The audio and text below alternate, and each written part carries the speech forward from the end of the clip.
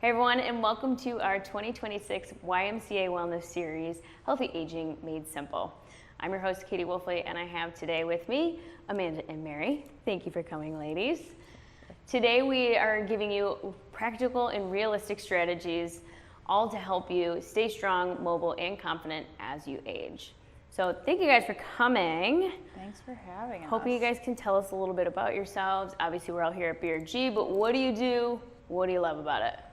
So my name's Mary. I'm a neuro-occupational therapist. I've been in the field for about 5 years now. I'm currently still living in Buffalo, born and raised here. I went to DUville University. I went to Damon University. I've been a therapist for about 2 years, and I was born and raised in Hamburg. I love this area and I love the people in it, so it's a good piece of the community to be here. Love it. Same Z's, Buffalo. Thank you guys for joining us. If you guys have any questions along the way, please feel free to put them into the chat. We are going to go over those later, but we have a ton of content to go through and with you first. So you guys ready? Yeah. Yep. Awesome. Okay. So our first piece, what is actually changing in the body over time, even before pain or injury shows up? So what weakens in the body first as you age are strength, power, aerobic capacity or endurance, and balance. And those four things can start to weaken over time before you even start to notice a diagnosis or you feel like things are starting to hurt. Those things naturally changing in the body as we age is what's going to compile and end up landing us in the position of pain, injury, and those are all things that we can control and things that we can put in motion now to help prevent injury and to help age a little bit more gracefully. That would be nice. Yeah. Do we have any exercises that we can maybe show that can help us get started with some of these things and keep them up? Absolutely. Amanda and I planned a supported squat and a kettlebell goblet squat as well. So we can jump into the first one. You have a chair. Oh, look at Katie. Thanks, you're welcome. All right, so for the supported squat, you can stand behind the chair. Make sure you have a sturdy chair, something that is easy for you to hold on to. You will be both hands on the chair, maybe, yep, and then just dip down and just keep your hands on the chair to help you keep your balance through that. Beautiful. Do you maybe want to, let's turn you sideways maybe so we can also see your squat position because it's fabulous. Okay, feet are going to be roughly about shoulder width apart, in line with your hands, holding on, and then just squatting down till your knees are about 90 degrees, and then back up. And obviously if we're doing pretty good with balance, don't hold on to it, right? Yeah, you can then modify it and moving it forward with the chair behind you as a just in case. I like that. Yeah. Beautiful. Awesome. Okay. All right, and then moving on to the next one, which was a kettlebell goblet squat. There you go. Thank you. So you're going to assume a similar position, feet roughly shoulder width apart, toes about neutral, holding the goblet right, and then squatting down, keeping the back neutral, weight roughly about right at your chest. Fabulous. And the pelvic health therapist in me can't help but to tell you, like, make sure you don't hold your breath. Right. Common thing a lot of people do, especially if we're adding weight where it gets a little bit harder and they're like, yeah, I can do this. Like, cool, yeah, but like, let's make sure we're breathing at the same time so we know that weight is appropriate. We're using the core muscles. And then you can appropriately work it to fatigue and not overstrain Not anything. over. Keep us aging gracefully, if you will. Cool. Okay. Why is muscle strength and power so strongly linked to long-term independence? So muscle strength is what's going to allow people to move. Strength is going to facilitate power, quick, confident movements such as walking, climbing, and a lot of reaction stuff. So like your reaction time, you being able to move quickly to the environment around you. Fair. That being said, also the loss of lower body strength and power can be a good predictor of your fall risk, your independence, and just your overall strength. And you'll notice when you start to lose these things will start to move slower, you'll feel more stiff. And the only piece on that is when you feel like you're starting to stiffen up and weaken, that doesn't mean we stop moving our bodies. That means we keep going and we keep exercising. Right? Stiff feels fragile. Yes. I feel like, right? Yeah. Like we gotta have that flexibility, but then I need that to also help me catch a fall or like reacting, keep myself upright for any reason. Yeah. Okay. So then are there some quick exercises we can do to start giving more strength, power, reaction? Always exercises. Yes. Cool. We planned a step up today. Yes, we're gonna make that Yeah, time. and a supported reverse lunge. How about these first? Step ups. Okay, so Amanda's going to demonstrate these. So this is going to be a step up with a controlled lowering. So we're going to do 1 foot at a time. You're going to step up, on, and then coming back down and slowly lowering your weight onto that back leg. So you're not just plopping back down. Nice, slow and controlled, and breathing throughout all of this too. Thank you. Oh my gosh, I love that. And obviously, if it's easy, we could do higher height, a little more cardiovascular, or could we change tempo? Yes, we can increase speed if it needs to be a little bit. You want it to be work. You want to feel like you're actually working through this, like it's getting your heart rate up a little bit. That's going to be the goal for all of this. And still, even when you quicken the rep, don't forget to slowly lower your leg back down. Yeah, that like controlled lowering, right? So like the thought of putting in this context, I guess if I am having anything where I'm catching myself off balance, it's usually that I am slowly lowering my weight to the ground so that I can not have any accidents on the way there, but I can catch myself gracefully. Correct. Cool. And then I think about with the eccentric lowering, like when I am maybe falling and catching myself, I have to slowly lower myself to the ground so that I'm preventing injury or anything from that incident. Right. Correct. And then I think the next exercise we had was a supported reverse lunge. So we'll get some of this stuff out of the way. Amanda.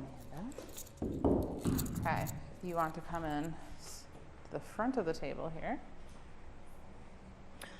Probably turn and maybe face this way. Yeah. And move those, definitely. Yeah. Yes, Okay. safety first. Remove all your tripping hazards, please. Yes. Okay, so on a surface, you're going to plant one hand, and with the opposite leg, you will step back and then back up. And again, controlling your movements through this, making sure that you're maintaining your speed, breathing through it. If this is easy, you can always pick up the tempo as long as you are able to maintain the same type and quality of movements. No cheating. No cheating. Yes. And don't, when you're going down here, try not to leave your knee on the ground. It shouldn't touch the ground at all. Yeah, it's like that clunk sound you want to kind of. No clunks. Juice. Right. Love it. Cool. Why do people often feel less steady even without a clear balance problem? So balance is a tricky thing. It's fed from many different areas of our body outside of just our muscles and strength. It's fed with your vision, your sensation, as well as your nervous system. That's a lot. Yes. Like everything. Yes. Yeah, right. it is everything. And on that note too, these sensory changes can affect how we treat our balance before a fall happens. So if you feel like you're less responsive to when you lose your balance, your confidence is going to go down, and it's just going to be a lot more difficult to regain your balance. So it's important on keeping these senses sharp. And I also think it's important to note that this isn't only occurring because you're losing your muscle strength. Like Mary said, it's coming from your vision, your hearing even. So as those senses start to weaken as we age, that will also affect your balance. Yeah. A lot of times I feel like I think about like when kids are at amusement parks and they're all over the place. You're on roller coasters, you're doing all these things that influence our balance and vestibular systems that like we don't do anymore as we get older. So like all that sensory input changes what we then can produce and like how we respond. That's a good point. Right? Absolutely. Yeah. Awesome. Okay, so what might we do to improve these balance issues?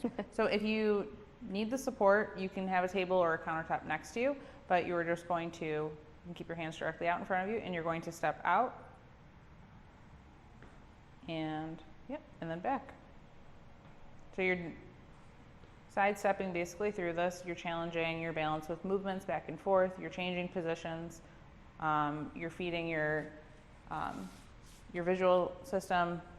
You can place something on the floor to help you make sure that you're being able to fully get over it. I think it gives good visual cueing as well. Yes. Love that. And if this is too easy for you, again, as we've been saying before, we can increase the tempo, the speed at which you're doing it. You can increase the height at which you're stepping over something.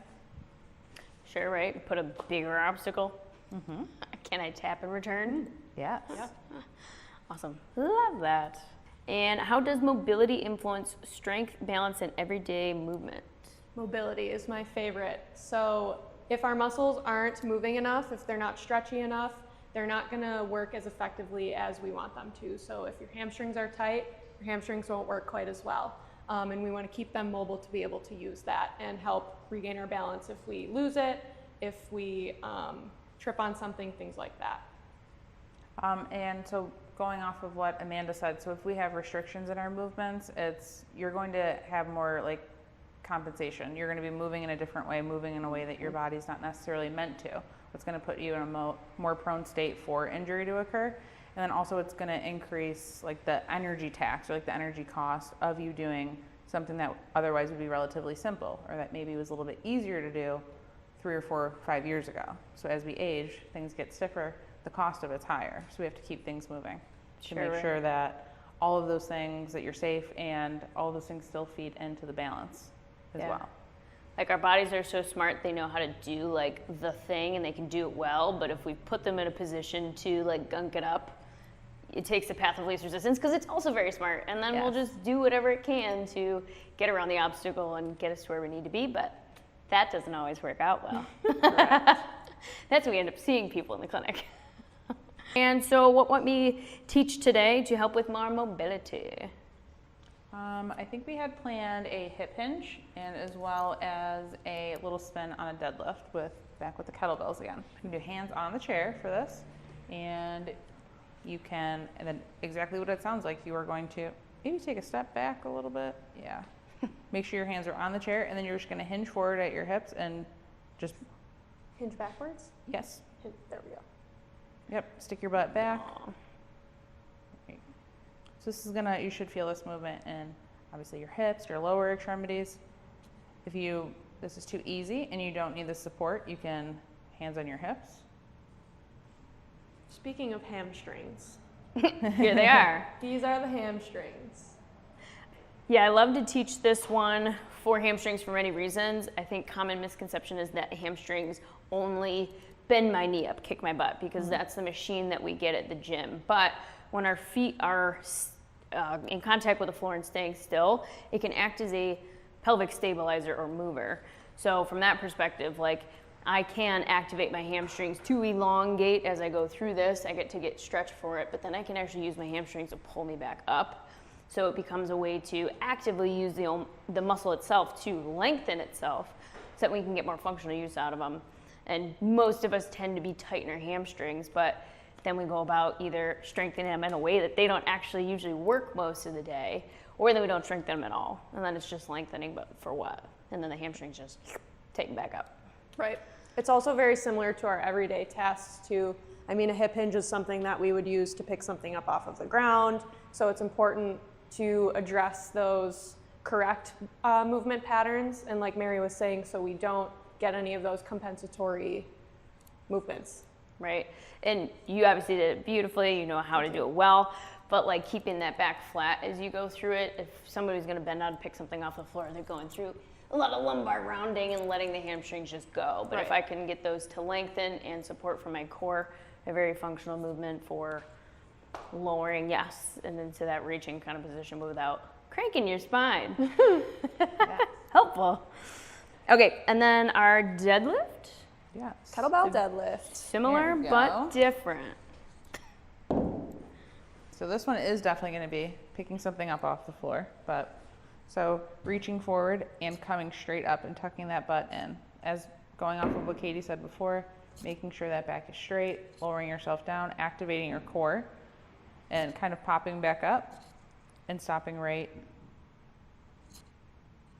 I think out there. another important note for this one is making sure the hip hinge is happening on the way down. We want to avoid that lumbar load.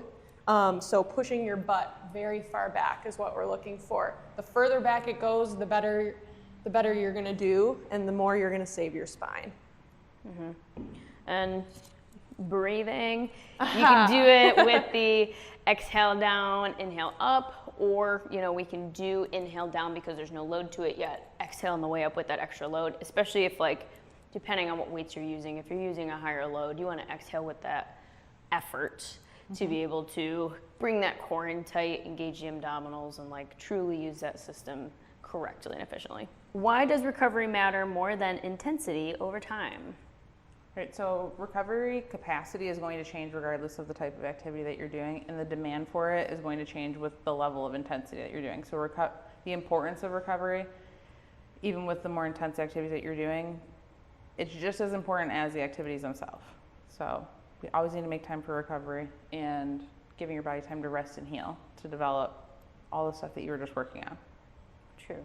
Sometimes that feeds into we're hurting a little bit more as we age. We get less quality sleep. If you're sleeping more poorly, then it's less time that your body is taking to recover. That also goes by the nutrition and the whole foods that you put in your body. I think that's also an important piece too. So if your body doesn't have the nutrients to recover, it's not going to recover as well.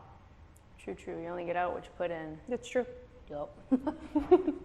Okay, and which physical abilities best predict long-term health and independence? Good question. This kind of wraps up everything that we have been talking about. This is your walking ability, your leg strength, your confidence in the balance, and these are really strong predictors of independence, quality of life, and fall risk. So these foundational movements are going to matter a lot more than isolated movements. And the reason for this is because what we see as therapists, the people that age more gracefully or do better long-term in life and have much more independence, those are the folks that can walk farther, tend to have a faster rate of a walking speed. And a fun little indicator of long-term independence is also your ability to get off of the ground without using your hands. So your legs actually being strong and you being able to manage that weight shift and that dynamic movement of getting back up. That's a good one, which can be a fun thing to teach in the clinic and very helpful. Yes, it is a very good one to make sure we cover. Yes. So how can we do that? So we are going to go over the split squat. So Amanda wants to come over here, facing forward. Or Yeah, probably- face me. Yeah, face Katie. That's good. So probably 1 foot forward, like that. And then we are going to, do we want a chair? No. Don't have to. Right, if you're having any balance instabilities, you can have that chair out in front with maybe like Or a fingertips little reaching chair. or off to the side. Yes, there we go. And you're just going to slowly lower down, keeping that back straight, activating the core, and making sure that you're controlling this movement down, that you're not plopping down, you don't get that clunk of hitting the ground, and then being able to go back up. And breathe. Yes, breathe. breathing. So maybe inhaling on the way down and exhaling on the way up. The effort is coming up off the ground, shooting up from there. Amanda's done a great job. She already knows what she wants in her body about where her feet are positioned, but having your feet, I say, a little bit longer than a normal like lunging length up on the toes, and she has efficiently stacked front knee over front ankle. Back knee gets to be the one that just basically bends and straightens to power up through it. So you're gonna get a lot of like quads, glutes, you feel the core, and heart rate gungle up in a good way. Yes. Cool. Okay, and our final piece, why do small consistent movement habits outperform occasional intense efforts? So regular exercise will help with neuromuscular adaptation, which just means it helps our nerves communicate with our muscles a little bit better, and tissue health. So it will help our tendons, our ligaments, our bone healing, things like that. And consistency will help improve our recovery. So the more consistent we exercise throughout the day in small little increments, the better our muscles can tolerate that exercise. And another important takeaway to this too is not just creating a new habit, a new exercise routine that you're going to use for a short period of time. It's creating like a sustained habit. So the longer that we're using these things, we infuse it into our daily life, that's going to improve your function. And it's that old saying, if you don't use it, you're going to lose it. So keeping yourself moving, I mean, movement is medicine. Kind of makes me think about like the thought of like weekend warriors, right? Like if we do nothing throughout the week and then we like do everything on the weekend, Yes. you're gonna suffer. And then that recovery time is slower. But if we were doing little things throughout the week instead of just, throwing it all into the weekend, like, cool, we'll probably actually sail through the weekend, enjoy our time, and be able to like do it all again next week, right? Right. Yes. Right. Absolutely. Cool. All right, so I feel like while we had a lot of great exercises that kind of fit with all of our little pieces, I feel like there's so much more we could teach everyone. Maybe let's give a couple more that we can continue on with to fit all of these needs. Okay. Cool. So I'm going to take Mary through a bent over row, which is a really good upper body exercise. And I'll have you put your hand on the table, perfect. And then just stagger your feet just like that. Have your front knee bent just a little bit. And then, yep, you're going to row right up. Bring your thumb to your armpit is the goal for this. I would caution people to make sure that they don't over rotate. Yep. So keeping Yes. her shoulders square to the ground, that's how she's already doing it because she knows good things. And then how you said, bend your front knee so we're not locking out our joints. Everything is still staying active even in the lower body. And I'm breathing. And breathing, and depending on the weight, she's got to make sure that her back is staying flat, core's engaged. Yep. The next one is going to be a tricep press overhead. So Mary, you'll take the weight, lift it up, reach it behind your head, and then you're bending your elbows. Excellent. Maybe give a little knee unlock there. Yes, There you fabulous, because she go. loves to do that. Commonly, we'll kind of stand with our knees locked, which push pelvis forward. You're not going to be able to engage the core, so that little gentle knee unlock, easier to pull and zip up from that core. Good Better job, hold Mary. that weight from a Thanks. overhead perspective. Okay, so I think next up we are going to have Amanda perform a incline push-up. So we're gonna hands flat on the table, going back, making sure that your feet are about shoulder width apart, keeping your back nice and straight, drawing from the core and lowering yourself down as if you're bringing your chest into the table, and exhaling on the way back up, down, and exhaling out. I feel like that's a great way to, if you haven't done push-ups in a hot minute, practice them in an inclined surface. This is a good way to start. And if this gets easy, then slowly start lowering yourself back down to the ground. Yep. Love that. Good. All right, up next, in RDL that we'll walk Amanda through. So she's going to have the weight in one hand and she's going to step forward or step backwards, I'm sorry, kicking that leg straight out, trying to draw that hand that has the weight in it across to that toe. So just kind of going right forward, keeping that back nice and straight, breathing through all of it. Now, if this is a little bit difficult for you, you can still modify this, and it's going to make it a little bit more of a, let her show the opposite side. There you go. Yep, just switching it up, a balance and reach. So you can notice this little toe tap back here to help her keep her balance. And then as this gets easy, then you can transition back to an RDL, which would be the leg up off the ground. And I might tell someone she's doing a great job of keeping her low back flat. Like a lot of people will end up doing that, like rotate of the pelvis out because it feels easier to stack my joints. So imagine you got a hot cup of coffee on that low back and you try not to tip it as you go down, be a little coffee table as you get there. Or then like if that's easy, right, how we talked about like reactive balance and anticipatory balance and all that stuff. If we can play with the speed of even that thought of like that balance and reach, like can I quickly go through that motion and like slowly tap myself, or the quick up type of movement to increase more balance challenges. Yeah, lots to play with. All good things. Awesome. Thank you guys. All right, we're gonna go take a quick break, and when we come back, we're gonna go into our discussion portion.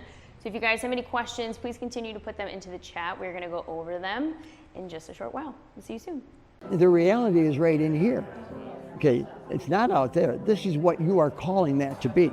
If it can be done by changing your mind and changing what your body does, then why opt for some extreme measures when you don't have to? I'm here because I want to do something about my balance. My balance is terrible. If I could be better at my balance, like going up and down stairs, going off curbs, that kind of thing, and if I could do things for a longer period of time, like walking, then I would have considered it a good day. Well, interestingly enough, all that has happened. Matt had me believing something that I thought was over. And I started doing some things here that I would never think of doing. The dead weight lifting thing that I did, I'd see people doing that, and I says, well, that's nice, that's good, that's something that I wouldn't be doing. So then Matt says, we're gonna do dead weight lifting. I says, this kid's, he's kidding me. And I did it. I almost dropped the damn thing on my foot, I was so surprised. Is that 5? 7.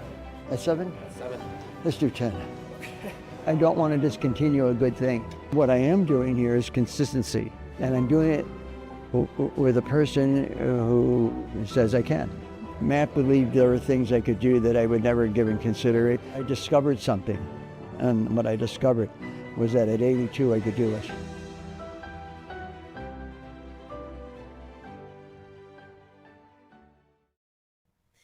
Hey everyone, well, welcome back. We have some interesting discussion topics for you guys, and we got a lot to get into, so we're just gonna dive right in. Ready? Okay.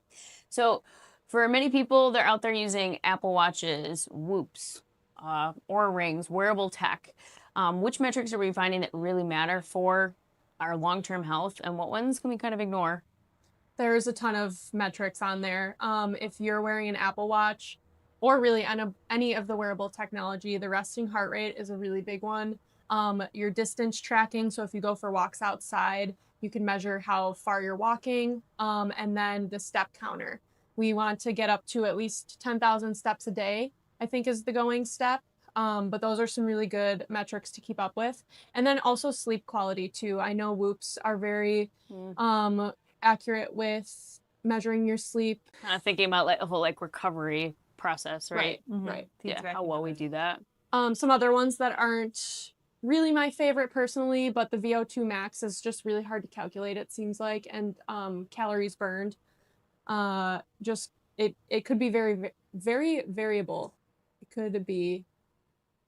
It's not something that like we need to know in a day, right? Like, Right. I think people are looking at calories burned in terms of they're thinking about weight loss and things like that. But like at the end of the day, it matters like what the weight loss is, and is it an appropriate weight loss, even at that too, right? Yeah. A lot of our weight is going to come from if we like haven't exercised to exercising. Is it water weight? Is it fat? Are we not doing it properly and it's actually wasting away of like muscle atrophy or things if we're not working out with it? Right. I think that can be misconstrued. And just keeping in mind that the wearable technology isn't the end all be all of telling you what you need to be doing. It's how you feel every day. That's the important part. So if a metric is working for you and it helps you get moving every day, then that's the metric you should listen to. I like that. That's a really good one. That's a really good point. And I think like just not getting lost in all of the different types of information. You know your body, you know how you feel, you know what's if you're having a good day and if you wake up feeling refreshed and your Whoop score shows you that you had a killer night of sleep and that you can keep going throughout the day and then really focusing on, you know, making sure that you're going the distance and you're getting those steps in. What's getting you moving and keeping you moving is the most important part. All right, guys, and with so many health trends out there, info going around, what are we hearing in the clinics with patients and what are we commonly recommending about general health wellness? I feel like there's a lot. There's tons of different things out there. It's coming at you from all angles. I think like the biggest things I hear are a lot about like what protein supplements should I be taking, creatine, and another big one is electrolytes. All of those are generally going to be pretty good and healthy and safe for everybody. But the one thing that we always kind of go back to, like, it's not a one size fits all answer. You have to know what your body needs, what is going to be safe for you based on like your body's functioning. Like, especially with a lot of these supplements, one thing that we have to pay attention to is our kidney health and like what our kidneys can do and what might be their max. And always going back to your primary care provider, filling them in on what you're taking because the supplement counts when they ask you, like, is there anything that you're taking on a daily basis? That is important to know. And doing your research, making sure you're vetting your sources where you're purchasing these things from because it's not regulated like our food is. So you do have to take that extra couple little steps to make sure that you know where you're getting your stuff from. Right, or what are all the ingredients included in the things too? Because sometimes it's not purely one substance. They're putting other things in there, and what does that do for you? Yeah. Maybe fine, but you gotta look it up to know. Yeah, and I For think sure. one thing too, kind of a previous point that we were making, you know what your body feels like. You know if you're hitting all these nails on the head and you're trying different supplements, you just don't feel right. And instead of continuing to piecemeal stuff back together, go back to your primary care provider, have a very honest conversation with them and advocate for yourself. Request the blood work, ask the questions that you need to get like an inside scoop because what is true for one isn't going to be true for the next 10 people in line. So things change over time and you need to be able to make an informed decision. And with all of this, like, knowledge is power and you have to know what's going on the inside to be able to do that. Yeah, I feel like even a lot with like just supplements, like taking vitamins and things, like we're like, oh yeah, that's gonna be great for me. But I feel like every time I hear or learn something new about a certain vitamins, it's like growing plants. There's certain ones that do better together that you need to have together. So you might be taking a vitamin, and your body's not even going to use it because it doesn't have the friend to go with it. So it's like in and out. Correct. So learning about what it is that you feel you need and then like finding how do I optimize that too, even as simple as that can make a big difference. Absolutely. And then in that vein, like, I know, right? It's like figure out your personal things, what you need. So like being able to talk to your providers about like doing blood work and things like that to find what you're missing, what might be those pieces. Or then like say I get blood work done and they tell me, oh, you're in more normal range. But like normal range goes from like top to bottom. So if I feel like, you know what, I was really low in that one, I know that that's a normal range, but like, here's what I've learned about it, you know, and ask those questions and have those conversations. I think that makes a big difference in terms of what providers then might then be like, okay, yes, I hear you. And here's maybe where we go with that. I feel like that makes a difference. I think a key word with that is not just normal range, but what's optimal for you. Because we all want our bodies to function at like optimal performance or like peak performance. So like those levels, just because they're normal, doesn't always equate to optimal. So figuring out what that might be and how to make that happen. Yeah, love that. Cool. I guess something else we'll throw in here too, being in pelvic health world, we deal and hear a lot about like hormones and things. And I know recently there's come out that like previous studies regarding women's health and dealing with like estrogen supplements and things like that were kind of like poo-pooed because we were seeing that they were causing cancers and things. But now that's kind of been debunked and a lot more people are engaging in those conversations about hormone health and in a very kind of niche space of like pelvic health that's huge. And I have seen a lot of patients do really well with certain conditions and things that like estrogen has done great things for, and even things that they didn't realize could have been influenced by that. And same goes for males, like, with aging, testosterone changes and things like that, like your general hormone health. Those are the only ones that we probably usually talk about, but there's so much more. So even then, thinking about those pieces, needing to know what is needed in your body, and not just what we know, but asking those questions and like, hey, maybe I'm at that point where hormones are changing my body. Bringing up that conversation with the provider about, can we talk about those? What kind of tests can we run? Seeing what's available for your needs. I think an important piece too is think about the area we live in as well. We don't get a lot of sunshine here in the winter, and that can contribute directly to your vitamin D levels, which is another thing that a blood work test can tell you. So if you feel like something's off in your body, tell somebody about it. But also don't get lost in the sauce, because there's a lot out there. Social media will tell you a lot, and it can be overwhelming at times. Yeah, so do your research for whatever you're looking to do. Yeah. Yeah, love that. Okay. All right, next topic. What does exercising for long-term health and independence look like when we compare it to exercising for weight loss and appearance? Exercising for appearance versus exercising for function. Functional exercises are stairs, walking, sit-to-stands, the things we went over today. That is exercising for function versus appearance, where you're just doing your biceps, triceps, working on your core. Core is very functional, don't get it twisted. But it's whether you're exercising to tone your muscles or to age healthy. The person that ages the best doesn't always look the fittest, and we see that all the time in grocery stores, people walking around the neighborhood and things like that. They might not look the fittest, but they're still walking, they're still lifting their groceries, they're still going up the stairs. And I think like those people that are exercising for long-term health and independence, think about balance. Like everything is in balance. Like they're focusing on upper body, lower body, cardiovascular health. It's instead of just what's going to look good right now. Because I mean, nobody likes it. Nobody likes doing the cardio stuff, but that's going to be the stuff that keeps like your insides healthy, the stuff that you can't see every day. And it's not what you see in the mirror, but they are things that are very important. And like your heart health and your bone health. Yep. So then even to bone health, like bone density, women as we get older, bone density is changing. Body weighted exercise is like the number one recommended thing to be like, yes, to do that, get in a routine with doing so. And like, it doesn't have to be with weights, which typically we would think about, I'm going to go to the gym and pump weights if I'm looking to get that aesthetic that I want. But if that's not what I'm going for, yeah, it's right. It's the person who's just doing body weighted squats every day religiously that's going to make those long-term differences. Yeah, agreed. Okay, cool. All right, our next question. With medications like GLP-1s becoming more popular, how can someone lose weight plus still protect their muscle and strength? Hot topic. This is a very hot topic right now. So I think a lot of folks using GLP-1s and not getting into the like friction of it, people are using them, and that's the reality of it. If you're not putting what your body needs into it, it will start attacking like your muscle mass, and your strength will suffer, your stability will suffer, your balance will suffer. So I think the biggest takeaway with these is one, making sure that you're getting them from a vetted, trusted source.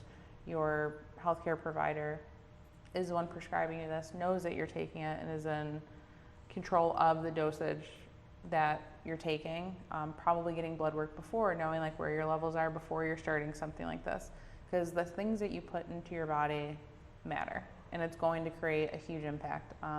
One of the biggest things that I would tell folks to make sure that they're still making sure that they're getting is their protein intake, paying attention to that, because if you're using something like a GLP-1 and not giving it what your body needs, it's going to take the protein from somewhere, and it will be your muscle mass. Like, it's going to be the easiest source. Yeah. The body will take the path of least resistance to get what it needs. Mm-hmm.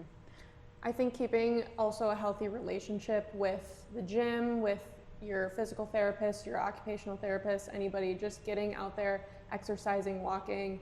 You need to have a good relationship with that if you're leaning towards that piece.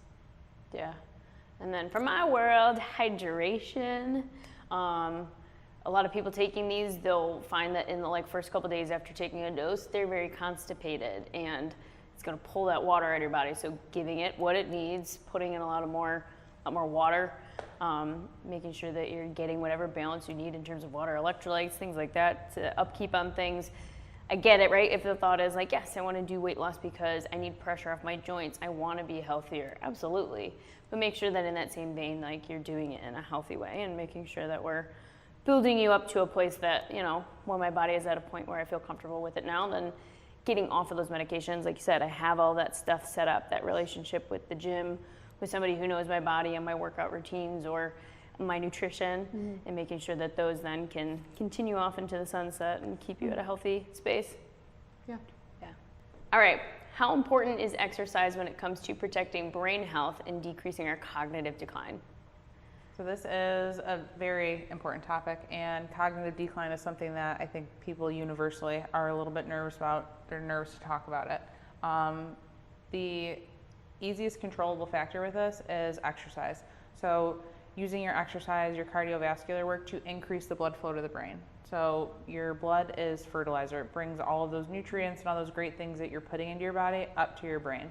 As we're moving and challenging our bodies through different dynamic tasks, reactionary stuff, we're going to support the brain-body connection. And those two working together is what's going to get us from point A to point B and all throughout life.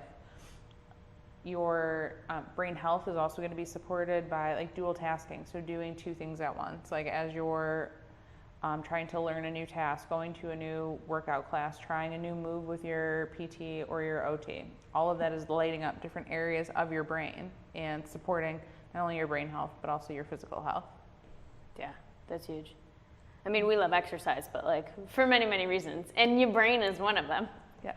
True. And practice makes perfect. If you're not practicing using your brain while you're exercising, that's going to translate to your life too. So why not practice it and get better at it in a safe environment with somebody that you trust, and work on getting the blood flow back to your brain. Yeah, we'll do a lot of fun things in the clinic, playing with different technology pieces and stuff, where maybe you're supposed to do a task, but then you're talking back to your therapist, not talking back in a mean way, but giving back information or recalling something, or you have to memorize things at the same time. We love to torture you guys in great ways. All right, so I feel like bringing it back all together, our main message here, make smart choices. Yes. Yeah, fold it all in. Do your research. Make sure that you're doing what's right for you, especially when we're thinking about how we communicate with any of our medical providers who are working in different specialties, making sure it all links together. When you have questions, ask, advocate for yourself. Yeah, don't overcomplicate it. There's so much out there, and it can be overwhelming. Aging is something that we all go through. Nobody loves it. And we can prepare our bodies and tell it that aging doesn't mean we need to move slower. We can keep moving, and we can keep doing the things that we love. Yeah. And even more important to that, keep moving. Yay. Do the movement. If you're having any difficulties and things with trying to, put these into effect, right? You have great resources here, our physical therapists, occupational therapists, our neuro department, our pelvic health department. We have so much going on to help you guys keep moving. So when you're missing that piece, make sure you're reaching out to find the providers that you need.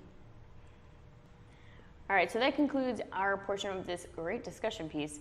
We are going to take a quick break, but we want you guys to keep, if you have any more questions, things that have come into your brains, please put them into the chat. We're going to go through and answer those for you live in just a minute. Thank you for watching our free online class, a wellness series, Healthy Aging Made Simple. Our live Q&A will begin in just a second. This is our last online class for the 2026 YMCA Wellness Series. If you missed a class from our series this year, you can replay our series on our YouTube channel. And now for our live Q&A.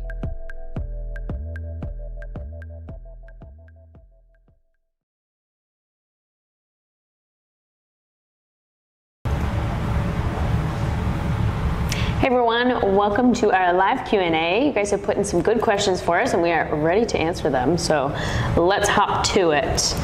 All right, so our first question, someone asked, how many reps and sets are recommended for the exercises that we went through today? So that's going to be individual to everybody. A good starting point if you're doing this at home is I would tell everybody to kind of start with 10 reps over 2 sets. If you get through that and you realize that it doesn't really feel like work, you're not really tired by the end of that first 2 sets of 10, add 5 to it. You basically want to get to the point that your last couple of reps feel like work, that you kind of have to tell yourself like, okay, just 2 more, just 2, and then you kind of know that you're at your sweet spot. Beautiful. Feel the good burn, embrace the burn. Yes. Cool. All right. What is one activity I should focus on now if I want to stay active and independent as I age? It's a good question as well. I think that keeping an eye on what you like to do during your day. If you want to pick up your grandchild, I would say you want to pick up some heavy things from the ground. If you want to golf, you better work on your rotation and just kind of work on the little tiny pieces of what is important in your day. Squats are very important, picking things up off of the ground, because that gets your upper body and your lower body. So keep an eye on what you do during your day, and I think those are some important exercises. I love that. That's actually a really good way to break it down. Yeah. And I would even add to that, like, throw in the movement pattern that like just is something slightly different from what you normally do. Like if it's not just the pick up the grandchild from like in front of you, like do a lateral lunge, like go out to the side or rotate with it, something like that, where it's like, hey, try one thing that's kind of a little bit out of your comfort zone that just kind of continues to challenge it too. I love that idea. That's great. There's millions of things. Oh, come see us. We'll give you millions of things. Okay, considering walking as an exercise, is one long walk, say 2 miles, better than 2 1-mile walks? Love that. It's a really good question. I would say, let's say you're someone that's aiming for that 2-mile walk and by the end of it, you're completely beat up, you're clawing your way through that 2-mile walk, maybe dial it back a little bit. And again, the same frame of mind thinking that getting to the end of those last 2 reps, you're like, okay, I can only do 2 more. If you're walking, you're like, all right, I just have a 1/4 mile left. I just have a third, like a little bit more to go. Then you know that you can slowly piecemeal it back together. Like 2 solid 1-mile walks is going to be better than beating yourself into the ground over 1 2-mile walk. Sure, right. I need to be able to go back to my walk tomorrow too. Yes, longevity is what we're aiming for, and making sure we're focusing on the recovery portion of it too. You don't want to take 3-4 days to recover from 1 workout or 1 walk. Yeah, we've been there. It's too not much. fun. No, it doesn't feel good. Keep it consistent, way better. Cool. Hope that helps. Is going up and down the stairs at home for several minutes as effective as using a stair climber at the gym? I think that keeping it in your, like the things you use every day is very important. Using a stair climber might be good to switch up the scenery a little bit, to try a different type of stair. They might be higher than your stairs at home. They might be lower than your stairs at home. So I think keeping the step height in mind as well is important. The stair climber is great because you can change the speed. You can go slower if you need to. I think there's benefits to both. But if you're going up and down your stairs and they don't have railings, the stair climber might be a better option. True. Or if Safety. your stairs at home have railings, then I think that's a good option as well. It's a good cost-effective option, that's for sure. Yeah. Yeah. Okay. And what is one small habit I can build into my day to help me feel stronger, more mobile, and more capable over time? I would say the smallest habit is just to get into the habit of moving, whatever that might be. Whether, say you have a desk job, getting up and walking, even if it's around your office building, or if you work from home, getting up and doing a lap around your house, not staying sedentary for a long period of time, and then building from there, adding in those movements that we were talking about earlier, those functional things that are going to apply to the things that you want to get better at, but just beginning with the routine of movement. I also think that taking off just small little bits, so maybe going for a walk for a minute during a commercial break, just taking small increments of exercise can be a lot more beneficial than going for an hour at the gym for the first time in a month, or just kind of going at it for 3 hours, and then your recovery is a little wonky after that, so small increments might be better. Yeah. Or I love when patients tell me that they've got, I went to PT once, and like somebody gave me a couple of exercises, and I have like 3 things that I do every single day. And like that keeps them in good shape about like whatever maybe that injury was, but doing something like that where it's just a teeny tiny little habit, no matter how small, that you do consistently, regularly, just kind of as we've been saying, can at least just keep people in the zone, which I think is better than nothing. Yeah. Keep it moving. All right. All right, you guys, that is our final question. Woohoo! So thank you guys for joining us. We hope you've learned something new and taken something with you today. This is our last and final Wellness Series event for this year. But if you guys would like to kind of go back to any of these viewings, you can watch them on our Buffalo Rehab Group YouTube page. And if you want to look for other information on educational pieces, resources, tips, definitely check out our blog. We have tons and tons of things on there for you guys to reach from. But again, thank you for joining us. We hope you've learned some great new things, and have a great evening.